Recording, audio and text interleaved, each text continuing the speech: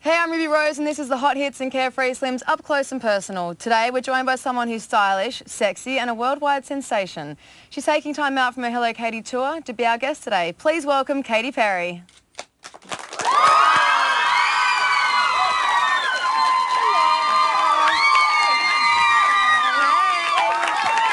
Welcome. How are you? Hi, everybody. You have been touring for like a million years. Million years. And one of your goals was to have like a sold-out tour. How are you going with that goal so far? I mean, the whole Hello Katy tour was completely sold out, and then we added some extra shows in the States, which just went on sale, so I don't know. But yeah, generally, I think maybe one show wasn't sold out of like a string of like, 65, 70 shows so far, so. And where was that place? I don't remember. Cool. I don't. What were they thinking? What were they Seriously? thinking? I was like, buy those tickets. I'll buy those tickets. What are some of your other goals for this year? Well, I'm really wrapping up my year right now. Australia is one of my last trips before I go and throw myself into making a new record, which I'm really, really excited about.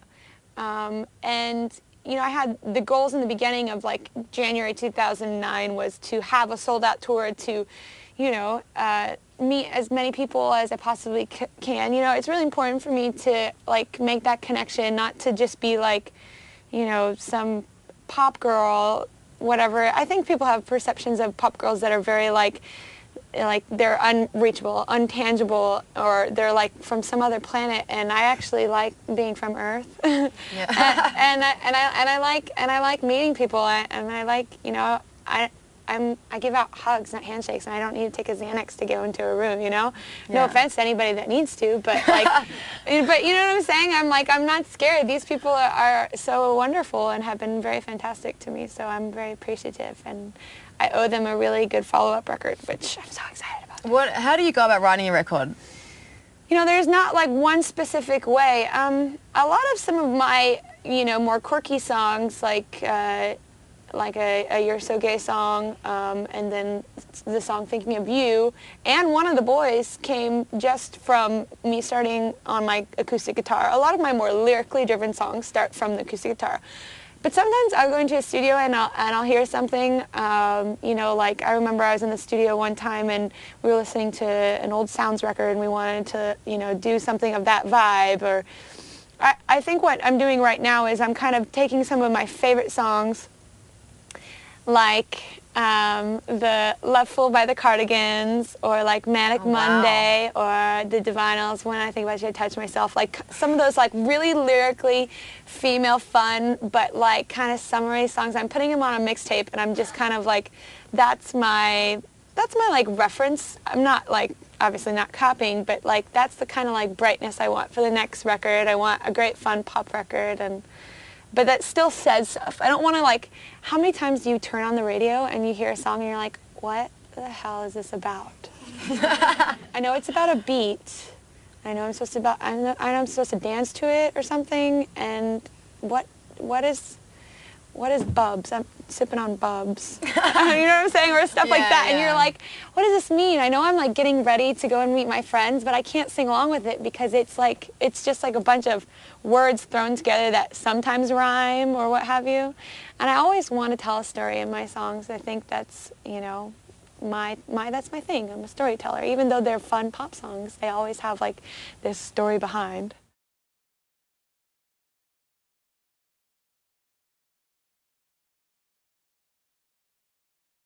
In Japan, you dressed up in like a sushi outfit, and then there was the dice dress. Sushi Japan, hello. The dice dress in Vegas. Have you got an Australia dress?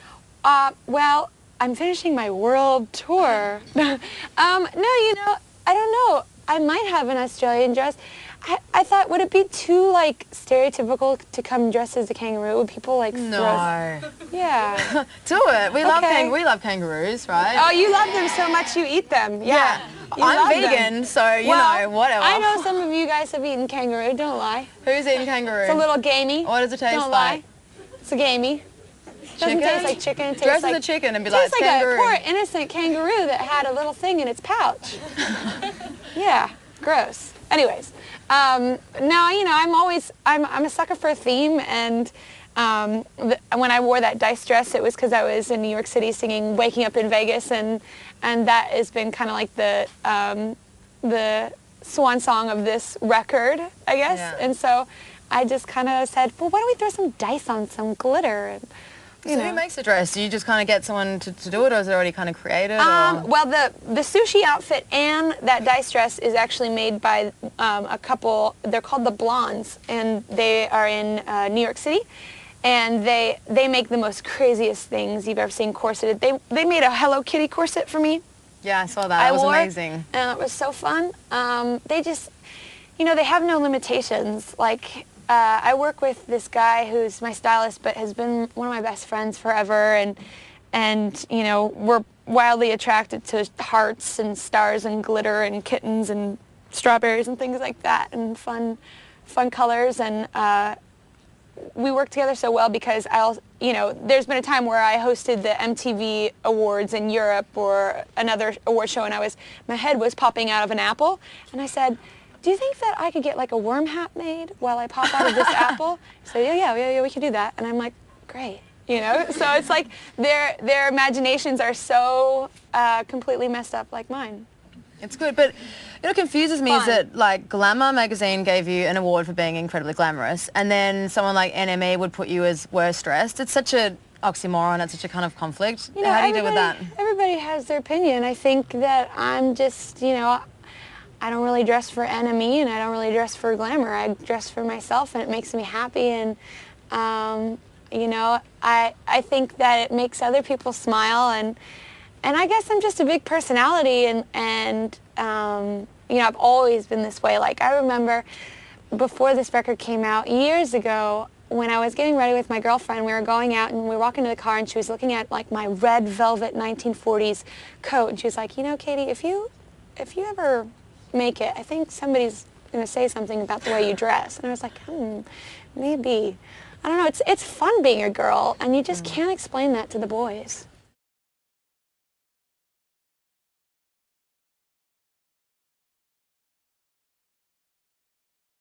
Now, I met Kelly Clarkson a couple of months ago, and obviously she raves about you. She loves you. I love her. She is amazing.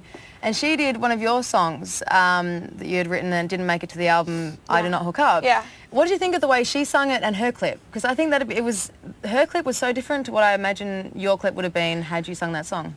Her video clip? Yeah. I think it would have been different, but, music is so interesting. It's up to everybody's own individual interpretation, I remember I was listening to like a Bright Eyes song one time, and it talks about him walking through the door and a baby being born or something like that.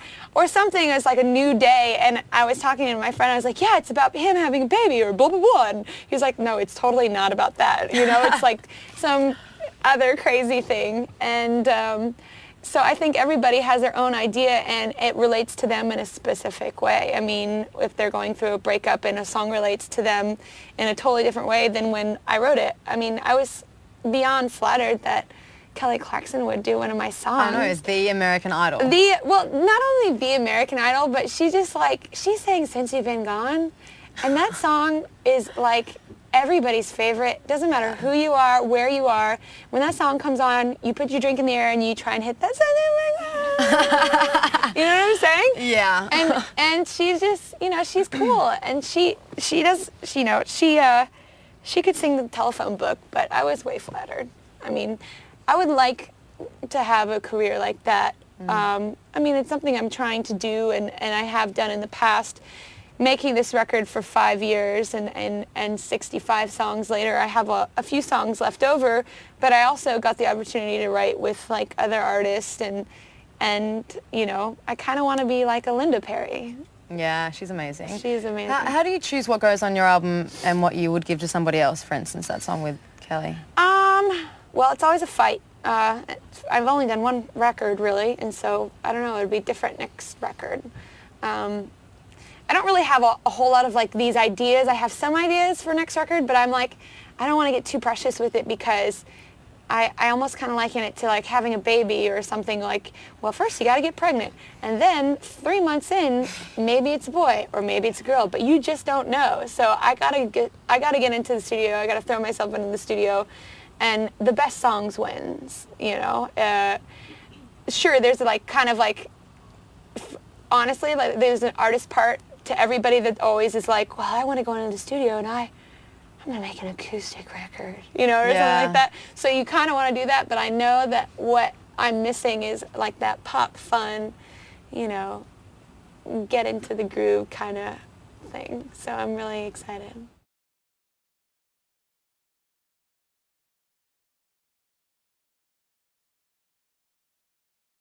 Have you had any waking up in Vegas regrets? Regrets? No, I don't regret anything. Well, besides last night. I'm just kidding. Regrets? No. But there is a bit of a story, an infamous story behind that song.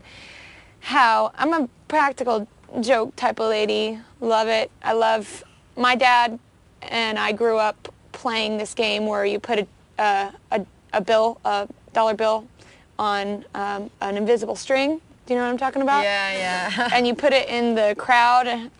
Sorry, we're really white trash. And you put it in the crowd, and then you like yank it back, and then people can't tell what's going on. People always reach for it, and it's like the best thing ever. Anyways, that's one of the stupid things we do. But yeah, I decided at the time, I was 21, and I remember, this is like when I was making my record, I remember, you know, it was kind of like a very timely moment of like, get your ducks in order, get the songs right, get into shape, you know, you might catch your lucky star. So my boyfriend and I at the time went to Las Vegas, and we decided to pull a prank on my manager and my parents and his parents by getting fake married. No way. How do you get fake married? Well, you just don't get a real certificate number. That's what you do. I hope we're fake married. But we went to the thrift store. We bought a wedding dress and a tux that didn't fit. And we went into the little white chapel and we said, excuse us, sir, can we get fake married, which means can we just take pictures with you looking like you're going through the motions and, you know, get a fake certificate, and we can, like, you know, make up a fake number, and then we'll scan their certificate and the pictures to our parents, and they'll piss themselves. He said, sure. And they did, and they freaked out. They all freaked out. And it was like our little secret, you know, we were on top of the Stratocaster or whatever is riding the roller coasters, like laughing like devils, going like, we're freaking out our parents, yeah. But I wouldn't really say that you guys should do that. Yeah, maybe not. Who forgave you first? Try that at home. Or in Vegas? Well, my dad thought it was a pretty good joke.